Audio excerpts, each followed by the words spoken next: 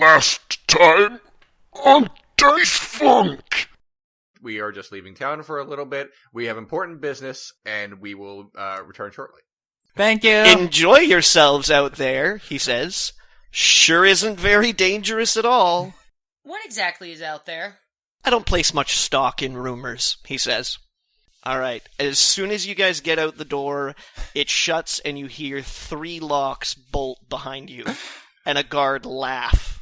And as you look up, you see 4 gray figures. What strikes you as really odd about 2 of the figures is that they are missing arms. Anne is going to raise up her teddy bear, and she's going to channel divinity through it. Basically, it incinerates. The light comes on, and you just see, like, its flesh sort of peel away. I'm all out of everything now, guys. I'm out of spells, I'm out of warding flare, and I'm out of channel divinity. Like, you get a good rotten smell as that hand comes, like, really close to your face. You wind up, you come in overhand, and his head just comes right off of his neck. Alright, so that's the end of that round, which means, Jess, it's your turn, and you are no longer paralyzed.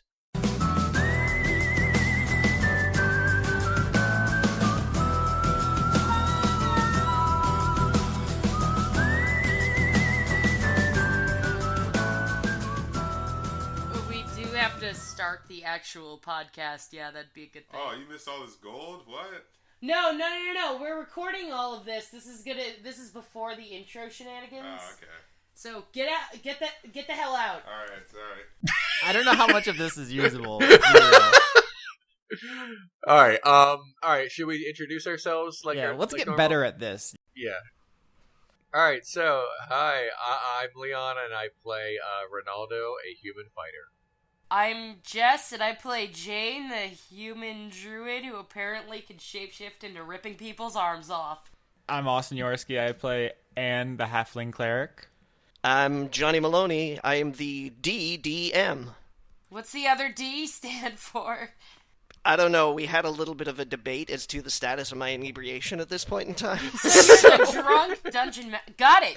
The drunk, angry dungeon master. Okay.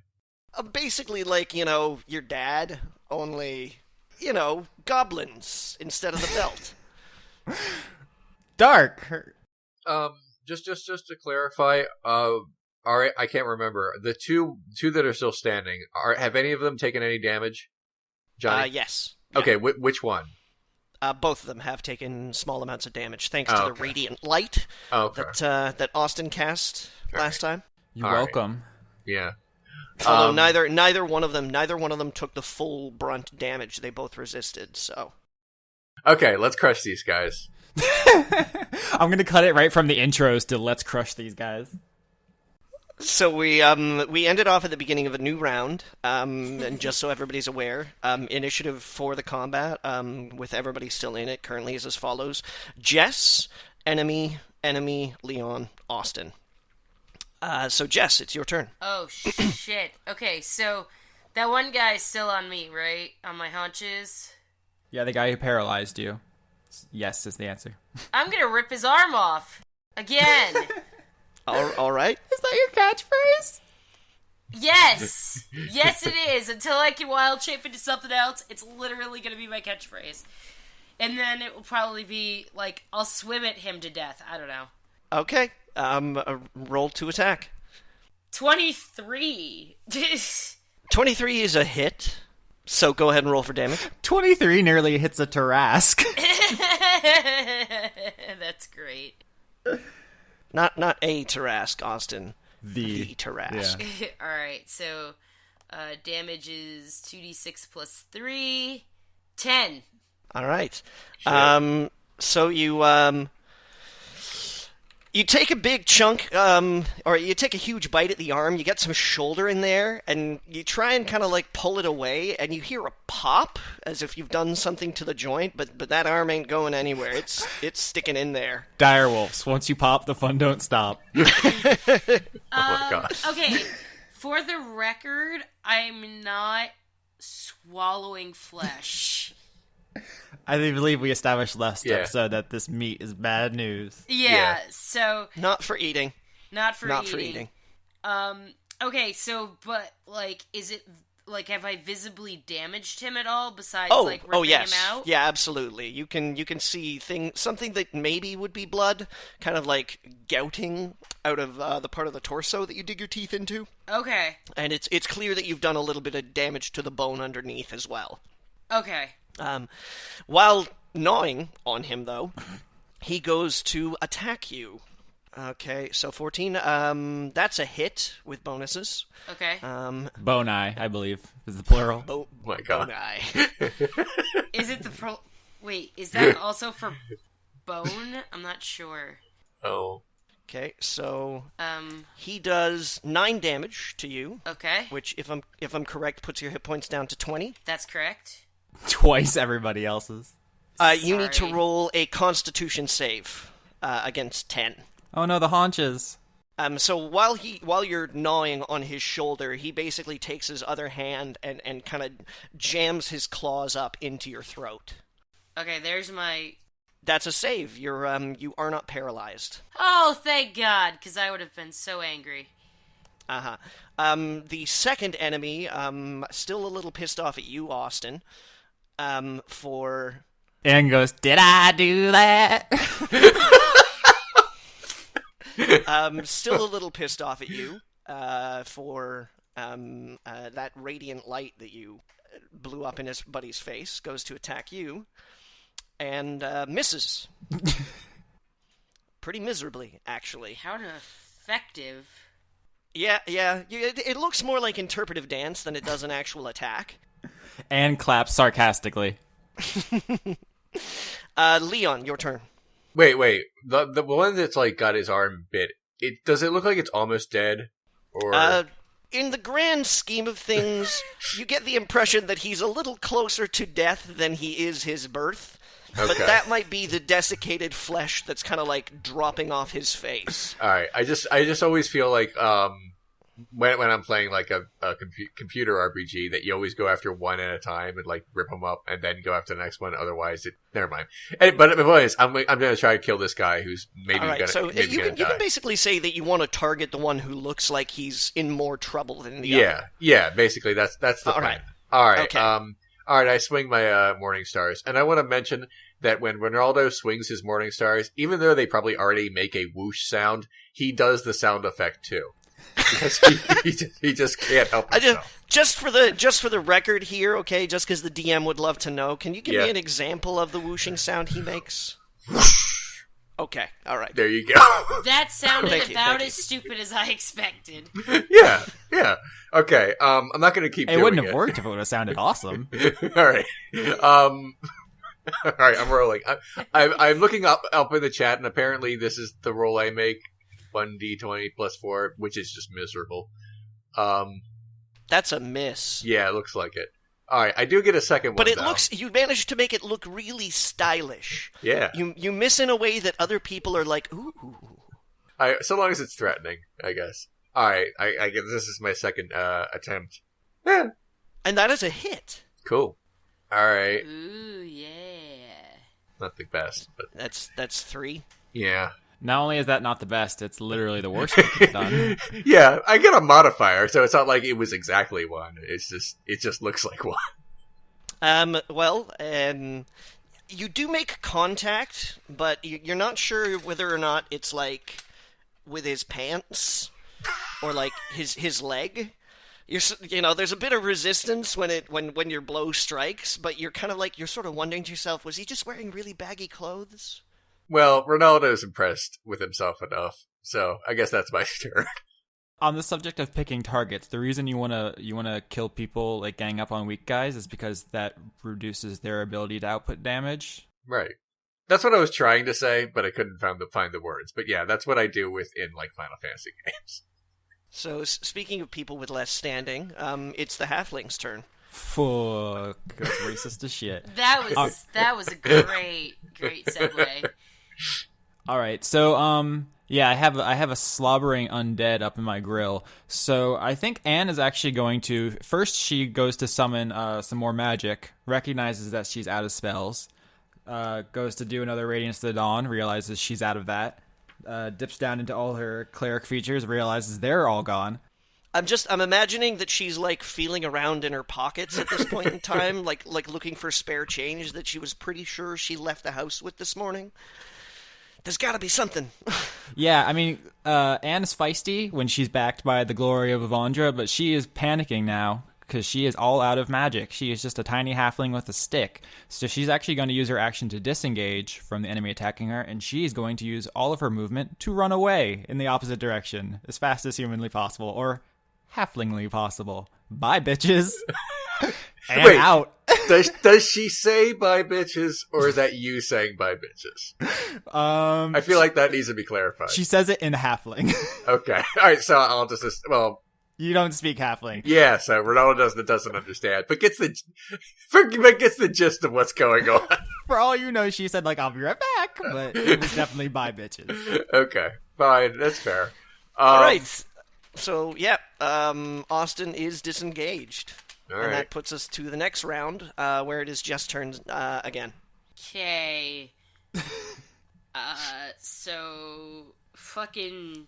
You know, we had the numbers a second ago. So literally, Anne just decided to go fuck off. Guys, I wouldn't feel true to the character if I didn't reveal my secret cowardice once my magic was expended. That's okay. All right, We got this. I'm going to again snarl and beat the shit out of this thing by ripping off whatever limb I can. All right, this would be the one that's attacking you? Yeah. All right, roll to attack. All right, that is a hit. Yay. Roll for damage. 13. 13. Okay. So after he digs his claws into you, you realize that you're, like, into your throat. You realize that you were pretty much prime biting distance for his face. So you just get the end of your snout, like, kind of just barely around the bottom of his jaw, and then twist. And it's not as though his whole head comes off, but his lower jaw and a decent portion of his neck comes away in your teeth. The rest of the head, having been ripped of a little bit of the muscle out in the front, sort of like lolls backwards a little bit, and his eyes just kind of like stare blankly up into the sky as he keels over and hits the ground dead. Comedy podcast. Okay, and it's his turn. And Anne, having just, like, run away like crazy. Having fucked off in the halfling tradition. Yeah, having fucked off rather enthusiastically, decides to turn his attention back to Jess. Awesome. And I'm gonna wager that that's a miss. So he kind of threateningly stumbles in your direction, but doesn't really make any moves that look full of intent. Oh, good. Okay. You're sort of like, did he attack, or is he just what is he doing? A lot of your misdescriptions seem more like confusion than failed strikes. Well, that's a 1, so. Like all your enemies are slightly drunk. Well, you know, there have been times where people have missed just barely. Yeah, and that's true. I've made that known. But yeah, rolling that's like, you know, like for a second there he got a show tune stuck in his head and he was like, oh yeah, that's a good song. He heard this week's episode of Word Funk and he was like, oh well, I never did you ever. Oh. Yeah, I heard that. That was something. I'm not sure what it was, but it was definitely something. You just want to be happy that I didn't get to Joseph and the Amazing Technicolor Dreamcoat. That's all I'm saying. Now these are all in the same canon now. Good job. Great.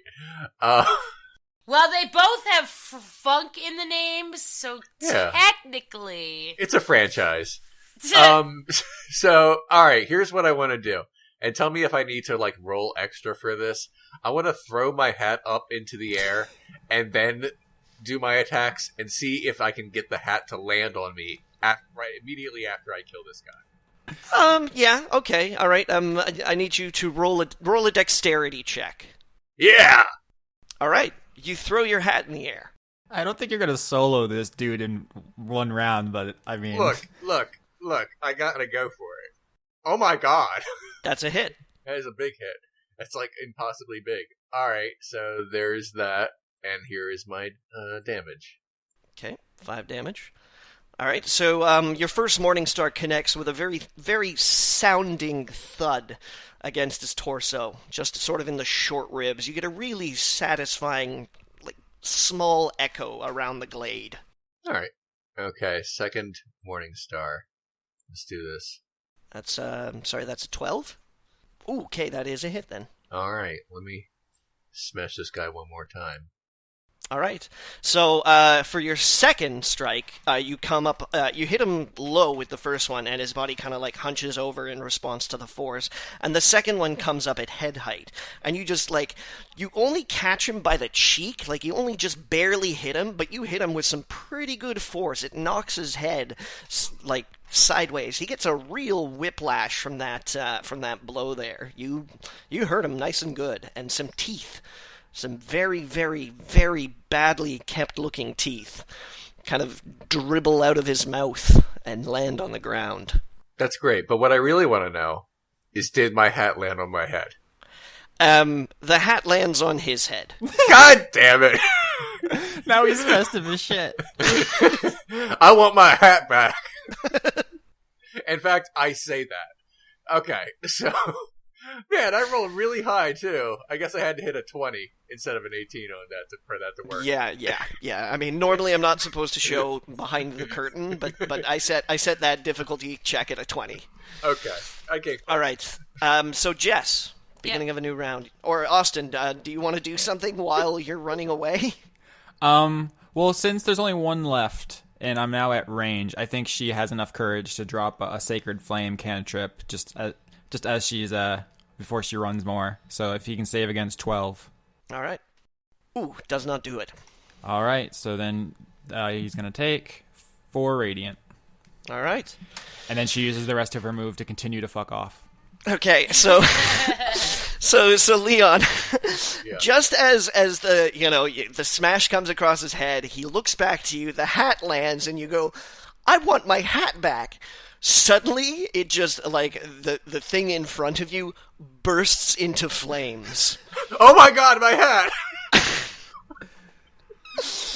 And it stumbles forward a little bit, as if, it's not quite sure what's going on, and kind of keels over forward, hat still on the head, into the dirt, getting your hat a little sooty and a little dirty. I like the idea of a monster bursting into flames in front of Rinaldo and his only response being, "Not my hat!" Listeners, fan art, do it! Can I grab my hat? Is it my turn? Yeah, you nick the hat very deftly off the top of the smoldering corpse. Is combat over? Combat's over. We crushed it. I say, meant to do that. It blinded him. And then I put my hat back on my head. Anne continues to run. Anne! I say, Anne, come back. We won. Alright, I got this. No, wait. I don't say we won. I say, I won. I got this. I'm gonna push Ronaldo over as I shoulder my way through him to go get Anne. She has her hands up above her head and she's like, she ever seen Robin Hood Men in Tights? Yes. What's your speed? Because I think I could totally outrun you. You got little legs. Halflings have lower speed than normal player characters, 25 I believe instead of 30, and you have 50 as a direwolf. So not only do you catch her, but you don't even have to try. Yeah, so I'm basically gonna I'm gonna spit out... You guys begin to hear a low rumble. Fuck you, Johnny. Alright, so this is what I'm gonna do. Alright, so I'm going to ignore the rumble because right now my priority is making sure that Anne is not going to die. So I'm going to spit out whatever dead parts are in my body, like in my teeth, and I'm going to run, go grab her with my mouth, and bring her back. It's important to me that everyone recognize that fuck this rumble. All right. Well, wait. Can I say something real quick? While the wolf is doing that, can I rummage through Aren't these the same guys you already tried to pickpocket? Look, maybe they have new shit. I looked through their stuff for anything useful. Really?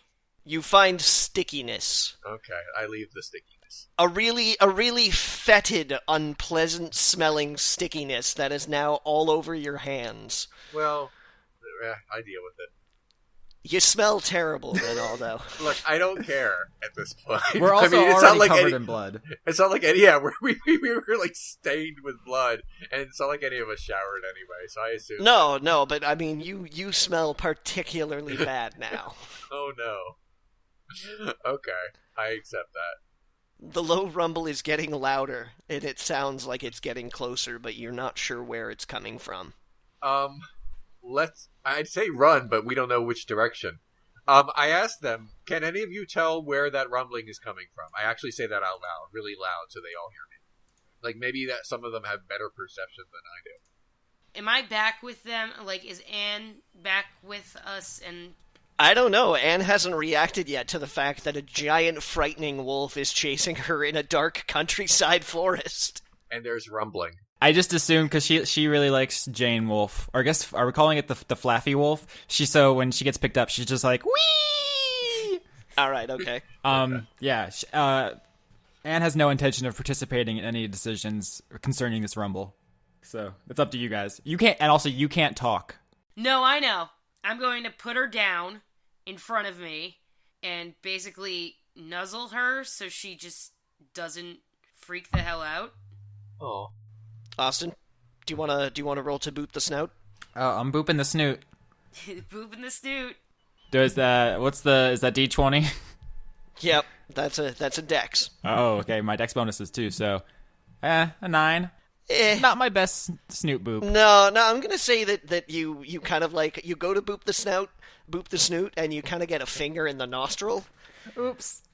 And you're like, oh, you're on the snoot, but then you pull it back, and there's like dire wolf boogers. That's really funny. The show is gonna kill me. All right. Do we know which direction? Because no one's addressed this. What direction is the rumbling coming from? I'm going to. I know I can't talk, but can I at least perk up and see if I can use my perception to discern where it's coming from as a direwolf? Yeah, wouldn't wolves have, like, better hearing? So what's my advantage? Because I really have... You can't smell a rumble. You have advantage on checks relating to smell, but not hearing. Oh, that's lame. Okay, so it's just +3. Okay. I'm going to attempt... Nope, not a damn thing. No idea. Okay, can I find out where this is coming from? Yeah, make a perception check. Yeah, hell yeah. I percept the shit right. out of things.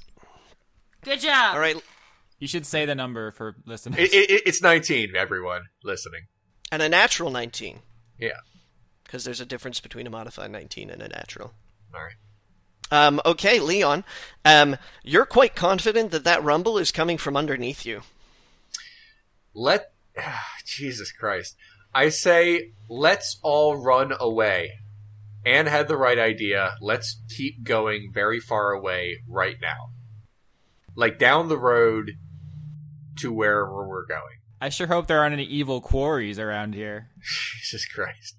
I literally go like you know how animals kind of like do that thing with their head where they want you to go somewhere and you're not going to go there? Like, I basically signal, get the hell on my back, because I'm faster than the two of you. Can I get on the wolf? I mean, how big is this wolf? It's dire. If I can fit on the wolf, I'll get on the wolf. Actually, a dire wolf is going to be medium. No, it's large, so you can ride it. Mounts have to be one size larger than their riders, and humans are medium. Dire wolves are large, and I am small. I'm carrying a lot of equipment, but so long as it's okay with Johnny, I'll do it. Oh, yeah. I Yeah, mean, I have an absolutely. enhanced strength as a wolf anyway. Oh, yeah. I got +3 to strength, so... All right, let's dire wolf out of here, then. Anne clambers up the haunches, up onto like near the tail, and is facing the wrong way to ride it. I'm doing the right way. And she's trying to play the tail as we run. Okay, while you guys are, clamoring to get on this wolf, you see the soil begin to shake and part. Maybe about 10 feet away from you. And these thick stone nubs, about 5 of them, start making themselves more predominantly visible. Anne flips off the nubs. Okay, those are obviously fingers. Let's get out of here now. The double bird. Okay, is everybody on top of me? Like... Looks like it, I guess. Please, no one take that out of context. Ugh, God just damn it. stop. Don't be... Alright, so... I would have said it if you said it too. The nubs very visibly grasp the top cliff of the soil, and you see another area of dirt begin to give way to stone coming up from underneath. How Just fast say can we get run. away? Yeah. I'm gonna run. I'm gonna run. Okay. All right. Let's do it. Okay. So as you run away, the rumbling sound does get fainter. So you guys are making it away from it. But at a one last glance before you come out of visible range of the glade, you see an entire arm coming out of the stone, reaching to grab a nearby tree. Root system, and you see the tree begin to shake as if something very, very heavy and powerful is pulling on it. I feel like we made the right decision by running away. I feel like that makes sense. Like, I know we accepted a job, but how does anyone else feel about just never coming back? Let's go to the town and we'll take it from there. How far away is this town? I mean, if we start running now.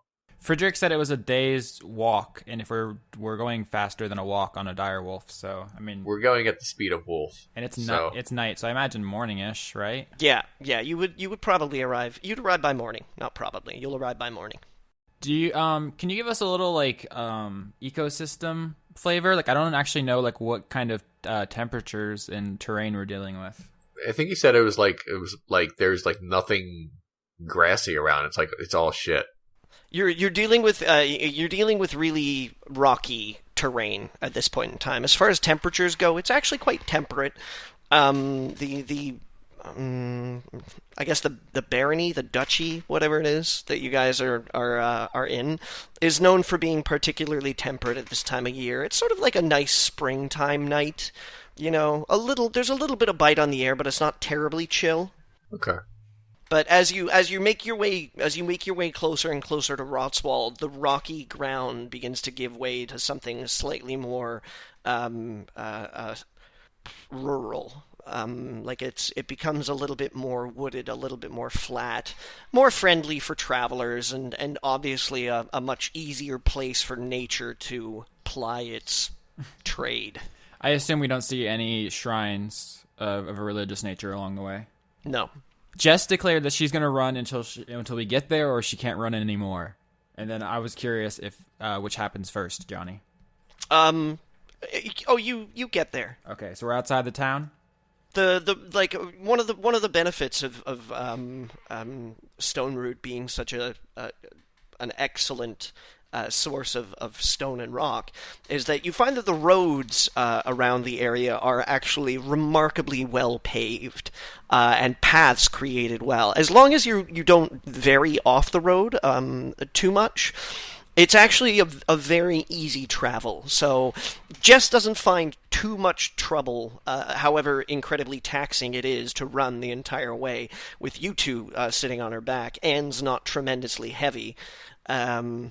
But you've managed to make the trip with no trouble whatsoever, and it's a pretty smooth ride. But by the time you get there, the sun's been up for maybe 45 minutes or an hour or something. You know, like you've had sunrise.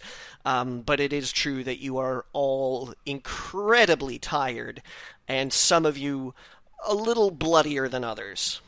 Rinaldo, I want to sleep. I want a nap. Give me nap. Nap now. Do you need my permission? Okay, are they actually getting off of me, or are they having this argument on top of me? Let's get off. Let's get off the don't wolf. ask me. I mean, this is like I said nothing. I didn't move, so I guess I'm still on top of the wolf. But now I get off the wolf. And repels down the wolf's tail. Okay, I transform back into me, and I look at Rinaldo, and I'm like, find us an inn, or so help me God, I will rip off your arm. Flavor text time. The pastoral countryside of Rotswald is a stark contrast to the dusty grey streets of Stoneroot. The peasantry bounce around their business in jovial routine. Warm contentment inhabits the faces of even the hardest-working field hands, and everybody seems to greet everybody else with a pleasant smile and well wishes, including you. No fortified gate stands at the entrance to the town, and you are unceremoniously admitted simply by stepping into it. It's been a long travel, especially considering how little sleep you got the night before, and you're weary. A town crier at a nearby corner is listing away the news and plans of the day outside of what appears to be the most friendly-looking town hall you've ever seen in your life. Okay, fine. All right, we go into the inn, and I say, and What I have, inn? oh God, we look around for it. We look around for God, it. you are the worst All right. at this. You know, it strikes you as really unusual, but as you wander around Rotswald, which is not a particularly large town and what seems to be mostly a farming community, you can't seem to see anything that identifies itself as an inn. I sleep on the ground. No, we can't sleep on the ground. It's super dangerous. I'm gonna look at Rinaldo and I'm gonna say, listen, maybe we should ask somebody where we can sleep. I agree. A good center for activity in town would probably be a bar, so maybe we should look around for something like that. Anne scrambles up onto Ronaldo's back. Piggyback part 2. That's fine. Ronaldo accepts this. Do we look around? Do we see anything remotely resembling a tavern, at least?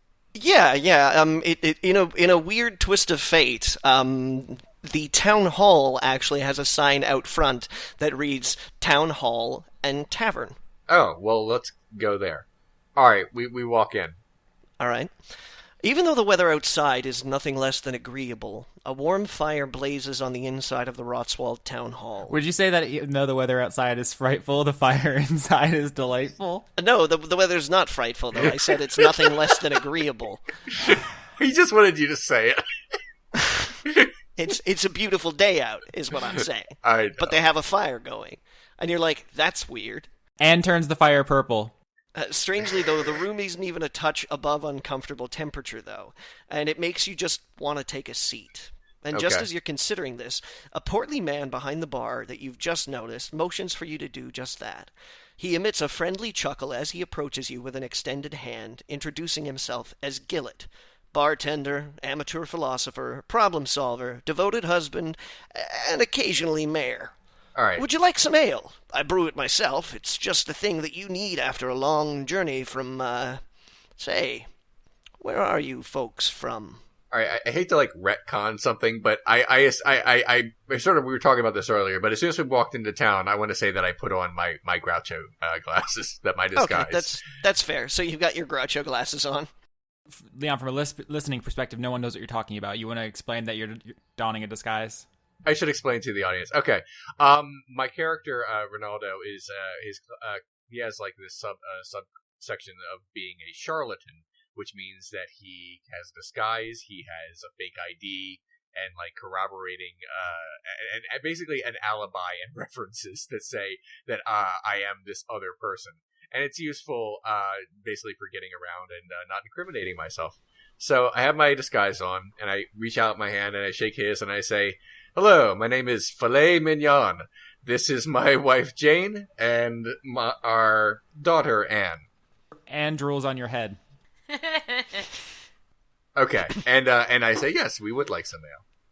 But welcome to Rotswald, Mr. Mignon. Gillet nods at you and then returns behind the bar and starts to pour 2 glasses. I lean over to Rinaldo and I go, "Filet?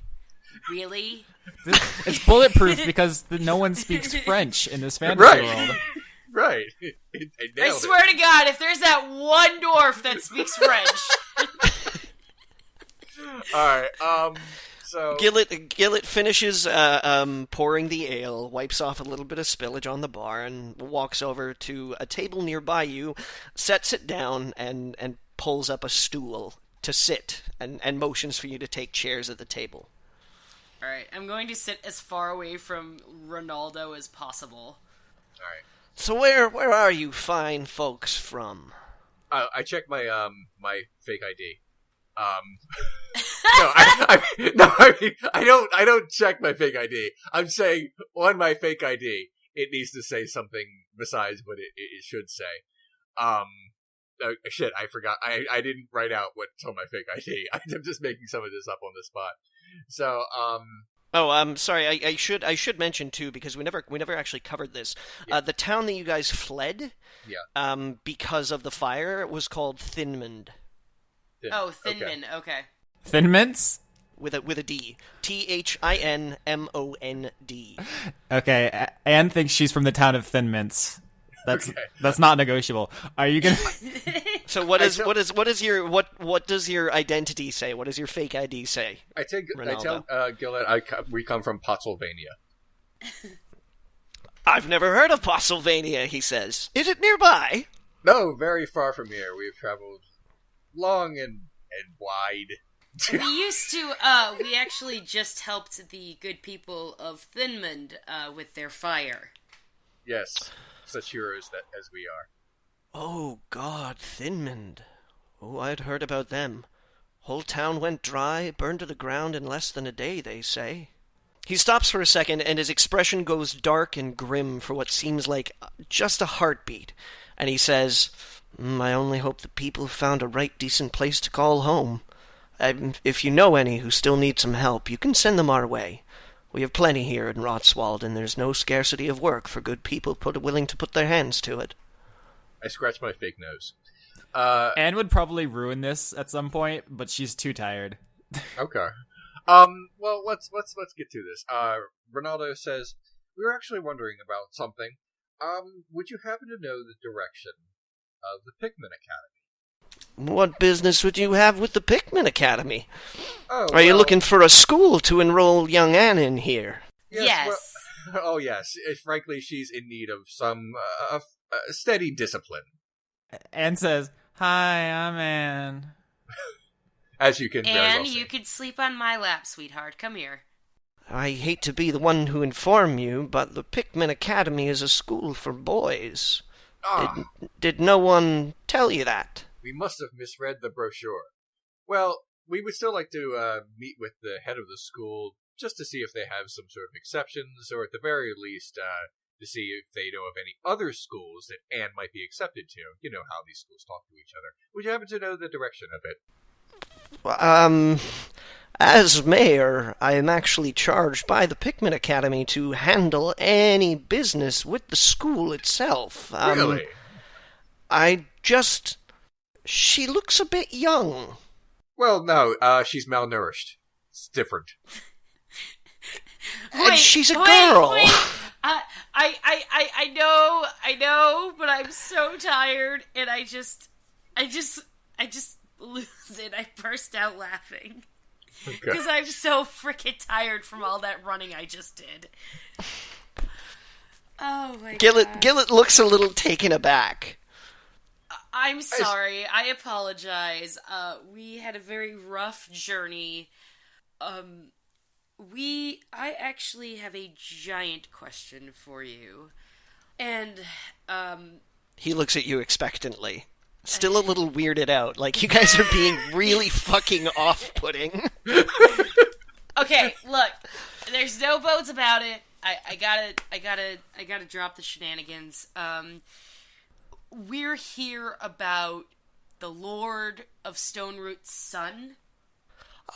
Oh, you're from Stoneroot, he No, says. we are not from Stoneroot. We just happen to be there, and then that happened, and now we're here, and we're wondering about his son. we are smooth as silk right now. I'm trying so hard. So hard and got so far, but in the end, it didn't even matter. You're here about Ulick, he says. Yes. What about him? Is he okay?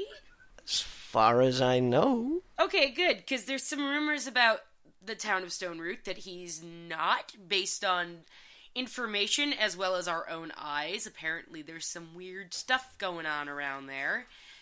And we wanted to know if you had anything, like, information about it. The boy was admitted to the academy about 3 months ago, I think. We haven't really seen him in town since, but that's not that uncommon. Usually the the intern attendants come to town to gather all supplies, but nobody's mentioned anything of an emergency up at the school. Okay. Is there any chance that we could go into the school and investigate this for ourselves, sir? Well, I'm sure I can set up a meeting with Lonergan, the headmaster. That would be That- wonderful. That is perfect. Thank you so much. Not a problem. Also, one more thing.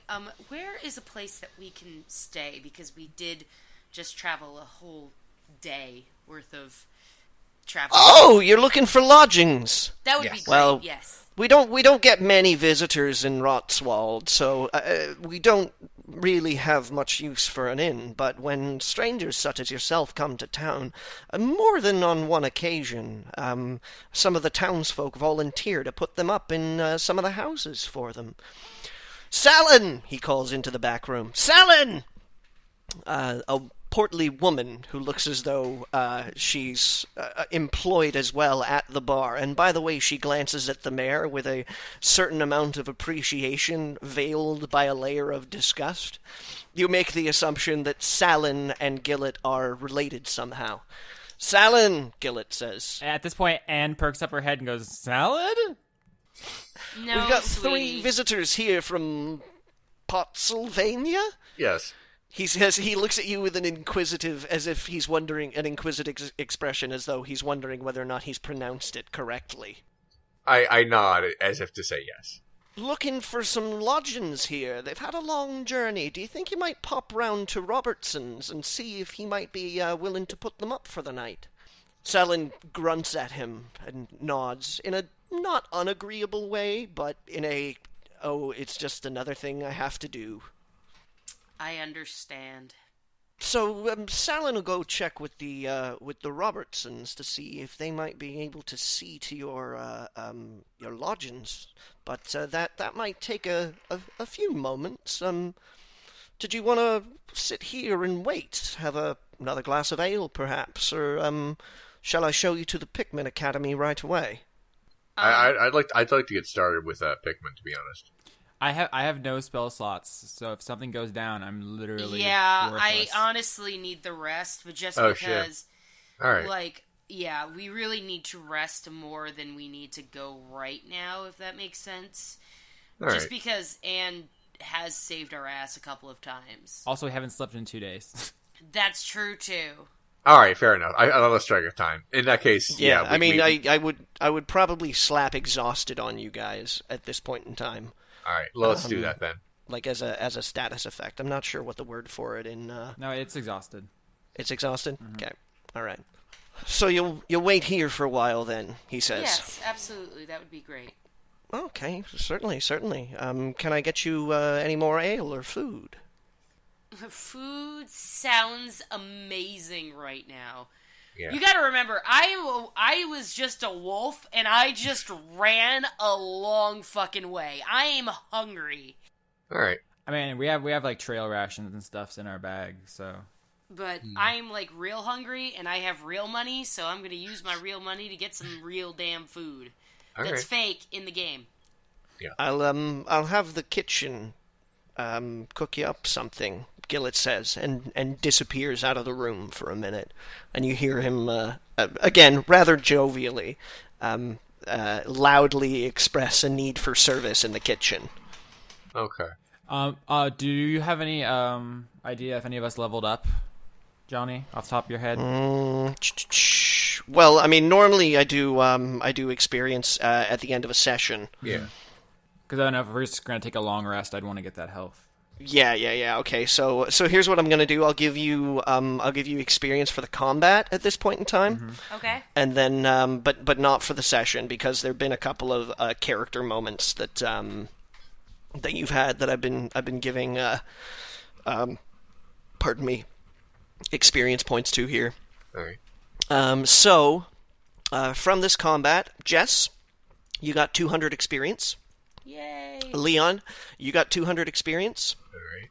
And Austin, you got 400 experience. All right, so yeah, I did level up. What's the level up for 3? 900. Nah, I'm a I'm little not under. there yet. All right. Yeah, getting there. So Gillett Gillett comes back from the kitchen and just starts busying himself around the tavern and says, Pottsylvania, huh? Never heard of it. What's it like there? Cold.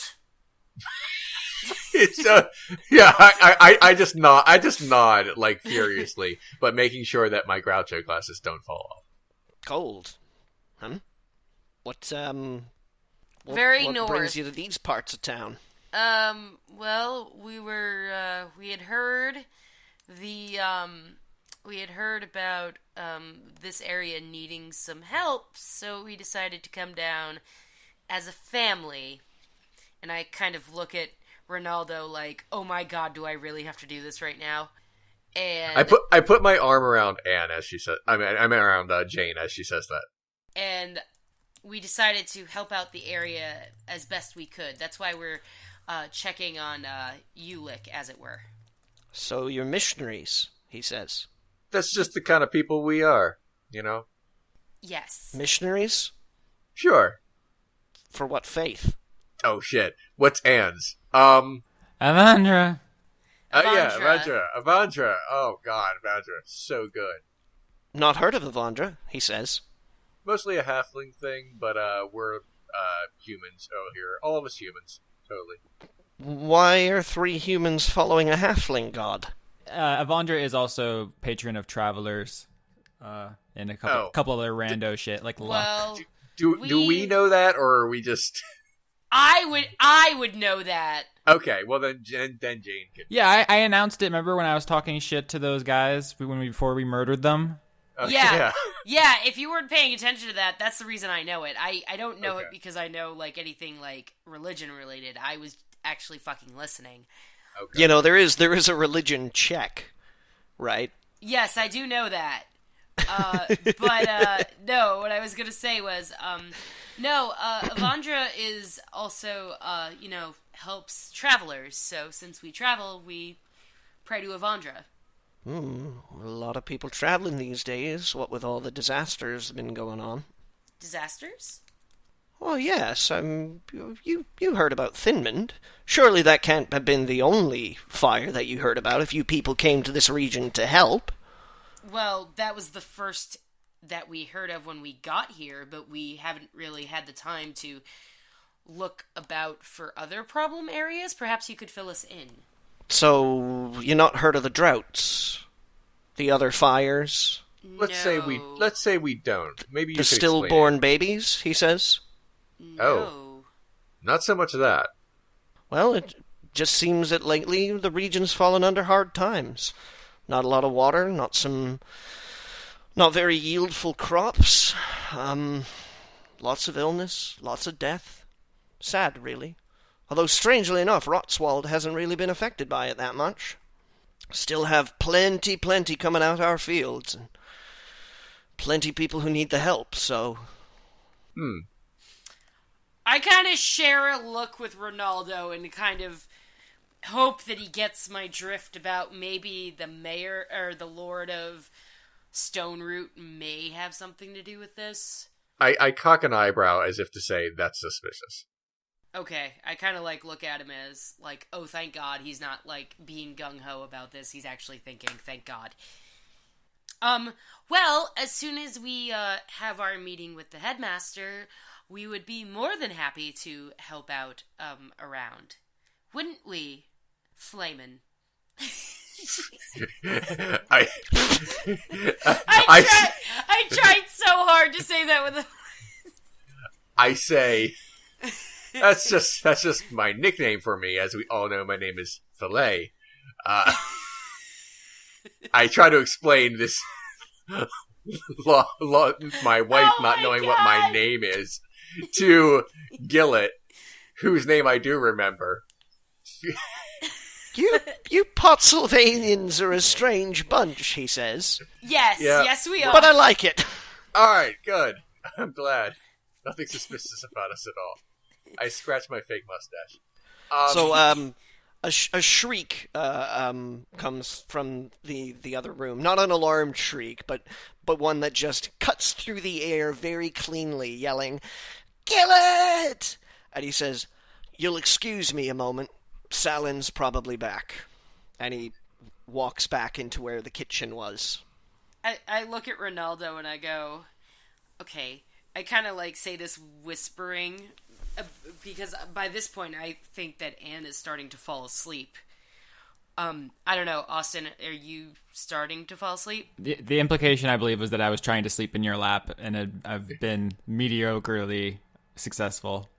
Okay. I kind of lean over without trying to jostle Anne too much, and I say to Rinaldo, don't you think it's a little fishy that this is the only town that hasn't been affected when the Lord's son is here? And then I kind of like lean back. Yeah, something bad is going on here. I'm just not sure what yet.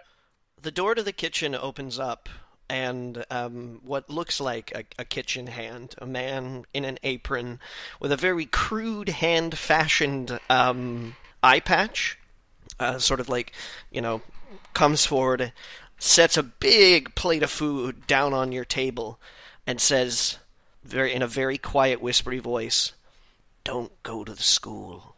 They're crafty lot, and they'll see you coming a mile away." And then he quickly rushes away back into the kitchen. I lean over to Rinaldo, and I'm going to be like, well, that wasn't ominous. Look, I can't think on an empty stomach, and I start eating. Actually, before I start eating, I poke around it a little, worrying that it might be poisoned, but I have no idea how I would check that. There's a spell to check, but I don't have it prepared. Yes, Ant's mostly asleep. We're going to have to just chance it. Is it, no, seriously, is there a roll for check? Like, can I smell something or something?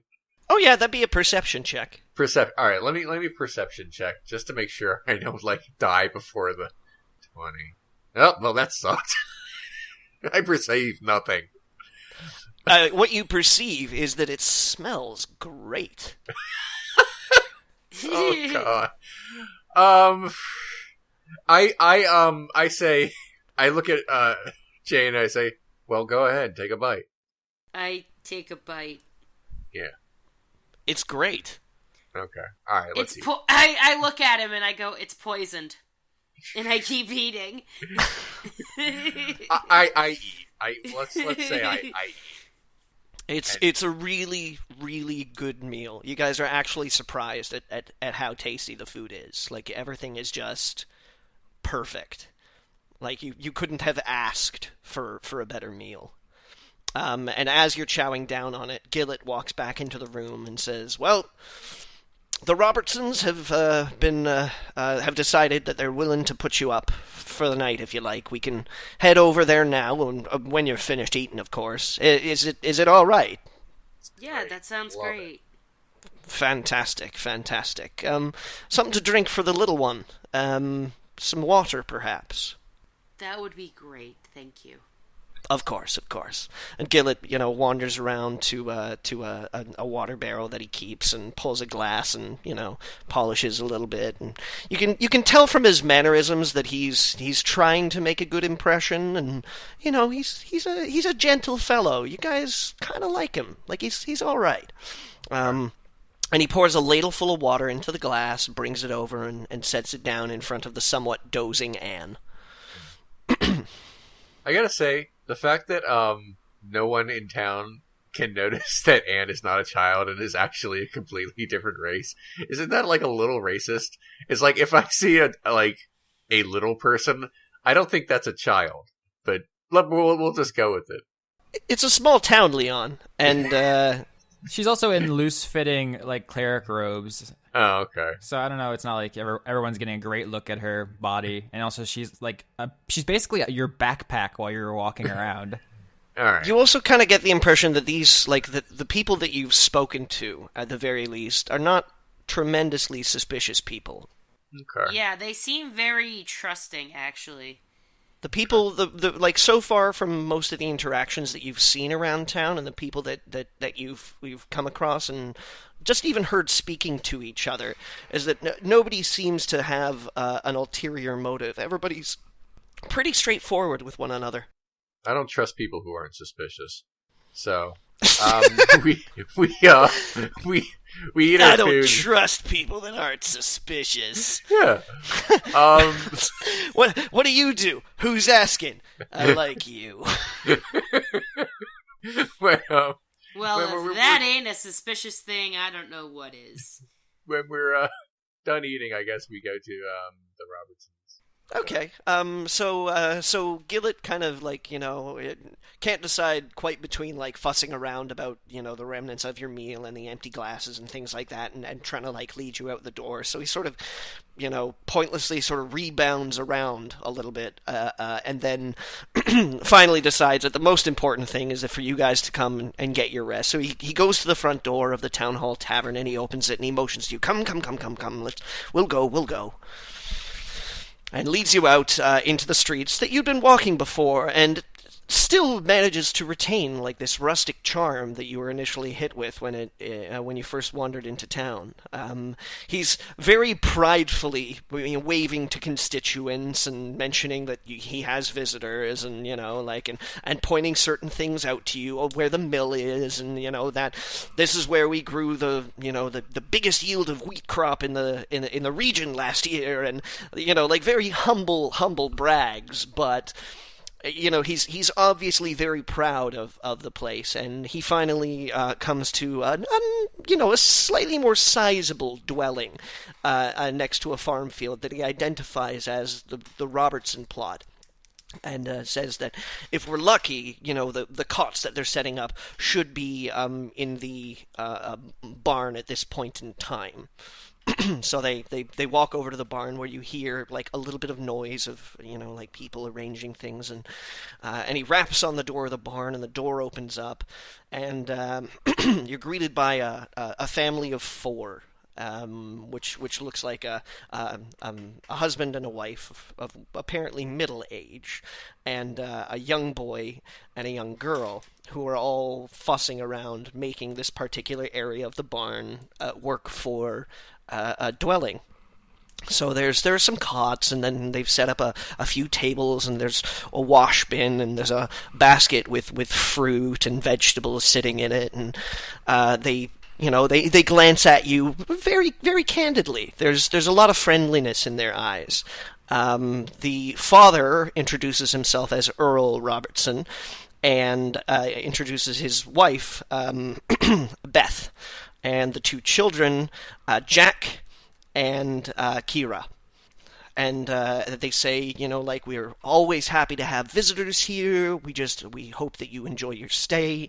If you need directions, if you have need for water, or refreshments, or any food, or anything like that, please don't hesitate to knock on the door. Earl says that he's going to be spending most of his time out in the field, and that Jack will probably be helping him, but surely Beth and Kira might be able to look to any concerns that you might have about taking care of yourself. And everybody sort of motion and say, we hope the accommodations are all right. We don't have much here in Rotswald, but we try to do the best to share it when we can. So if you would please take a rest, you all look really fairly exhausted. That would be wonderful. I don't trust any of these people. They are going to kill us and eat us. But yeah, I don't say that out loud. I say thank you very much. And then I guess we got to get some sleep. We really All do right. have to sleep more than we need to worry about people murdering us, apparently. Mm. Do you tuck me in? Yes. Yes. I like how we both said yes. You said it sure, and I'm like, fine. All right. But yeah. For anyone who's keeping track, when Anne leveled up to level 3, I actually took that level in Ranger, which is a more of a martial class than the Cleric. I'm doing this specifically because at level 1, you get to pick a favored enemy, and after our embarrassing encounter with the undead in which I fled, I've chosen undead as my favorite enemy, so I get advantage on checks related to them. All right. When we sleep, do my hit points go back to what they normally are? You get full hit points, and you get up to half of your hit die back. Okay. One more thing, for in addition to a favorite enemy, I get a favored terrain. What would you say the terrain around Stone Root is? I mean, the list here is Arctic, coast, desert, forest, grassland, mountain, swamp, or the Underdark. Jeez. I suppose I'd have to go with forest, because while it's really quite rocky, it's not mountainous. Okie dokie. So then I'll have double proficiency on checks relating to forests. And that's basically... What the hell is an Underdark? That is the subterranean caverns that underpin the entire continent. Like, there's... Yeah, that comes later. Okay. All right, we'll deal with that when it comes. Sorry. The world of Dungeons and Dragons has, like, a surface world and a underground world. It's essentially, like, a dark reflection of it. Like, there are evil elves called drow instead of good elves on the surface. There are mind flayers, beholders. Shit gets cray. Okay. All right. Yeah, it's not a neighborhood you want to find yourself selling apples in. Okay. All right, so I guess we sleep, and it's morning? Not yet. Oh, Not okay. yet. Oh, not there's something yet. happening. Not yet. Remember, they Jess. have to murder us. And No, eat us. no. If I'm gonna murder you guys, I'm gonna do it to your face. Well, Okay. that's nice. Thank you.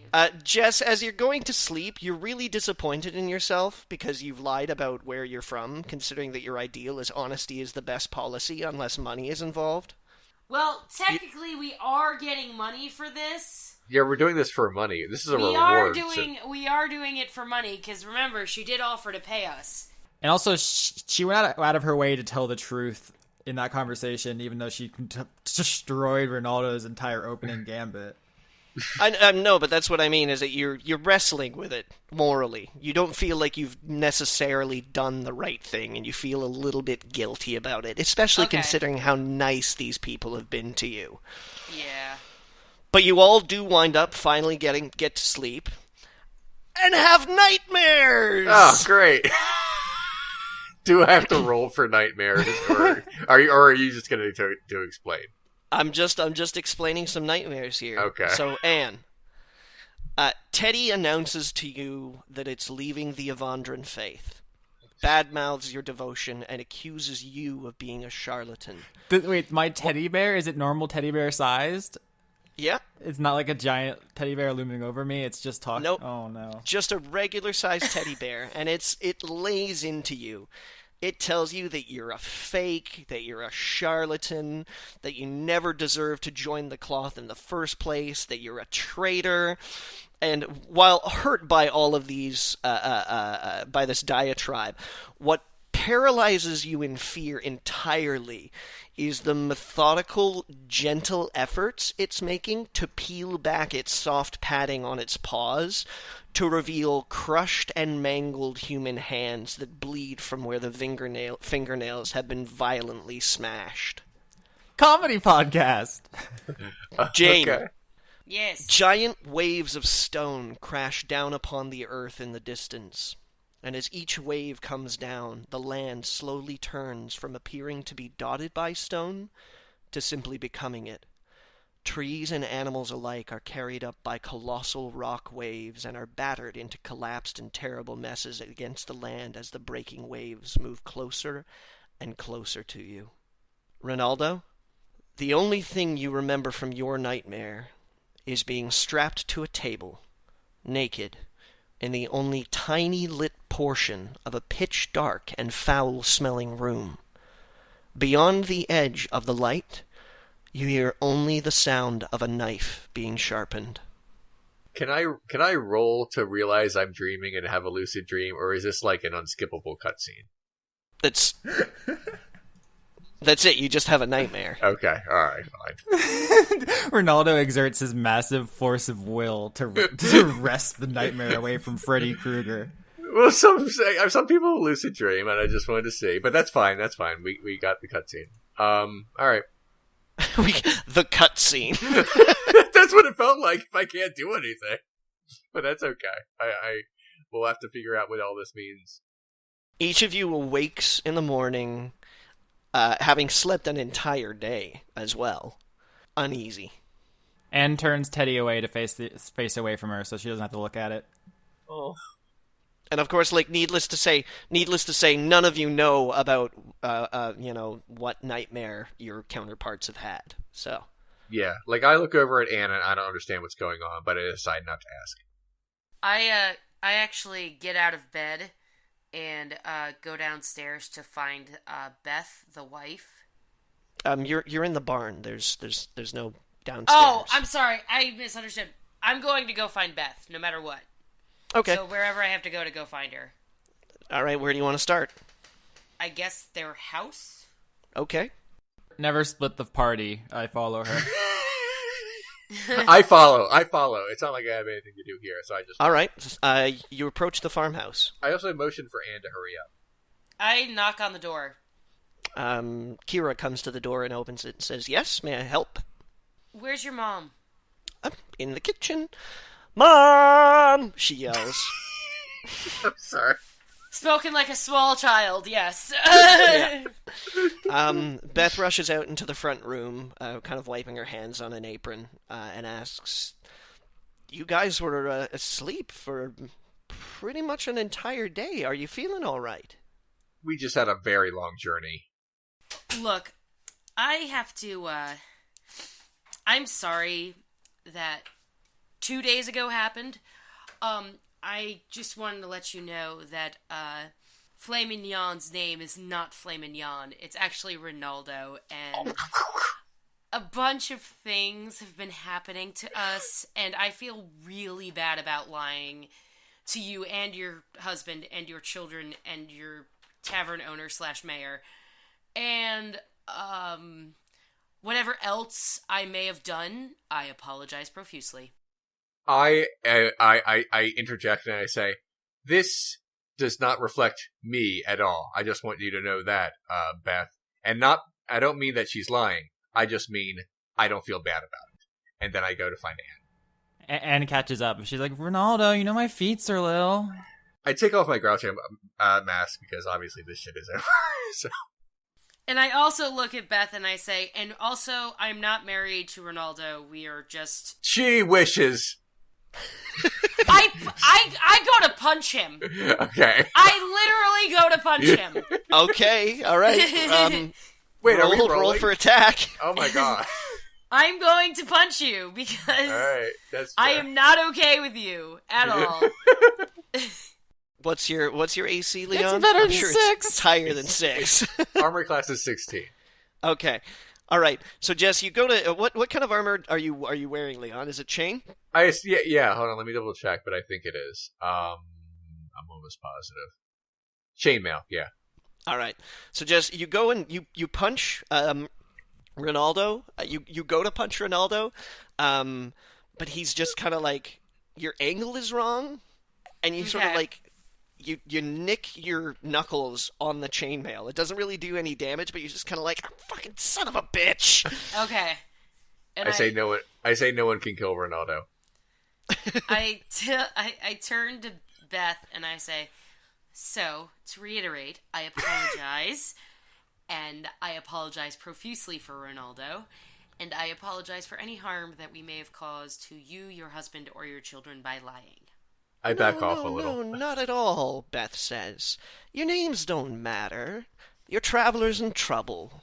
These are trying times, and we all need to do our best to try and take care of each other, so... Can I make you some breakfast? She says. Oh my god, I don't trust them at all. They are way too forgiving. That would be wonderful, and also anything you could tell us about what's been going on around here, in relation to the Pikmin Academy, or to Stone Root, or any of the other things that the tavern owner told us about the drought, would be most helpful. Yes. Come into the kitchen. Come in, everybody, please. Make yourselves at ease. Take a break. I hate you so much. You are the friggin' worst. I caught it that time. Yeah, no, I understood now. Because I knew what I was looking for. Next time on Dice Funk. After careful examination of the documents, you guys discover that your stocks in Apple Computing have actually gone down. Well, somebody actually killed Ronaldo. Perfect. Reach in and pull, but gently. In the name of the moon, I'll punish you.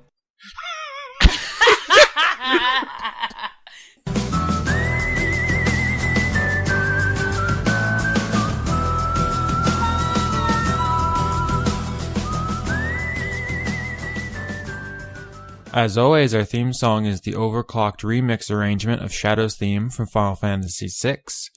Dice Funk's executive producers for October are Alicia, Jason, Joseph Timbrello, Wayne Witzke, Brent, Jorrit, Michael Goodell, Viger Arnston, Chris Hargadon, Giorgio Renna, Christopher Charlo, Cody Jackson, August Rue, and Taylor Hoyt. We appreciate all your support, although you are now accessories to these word crimes.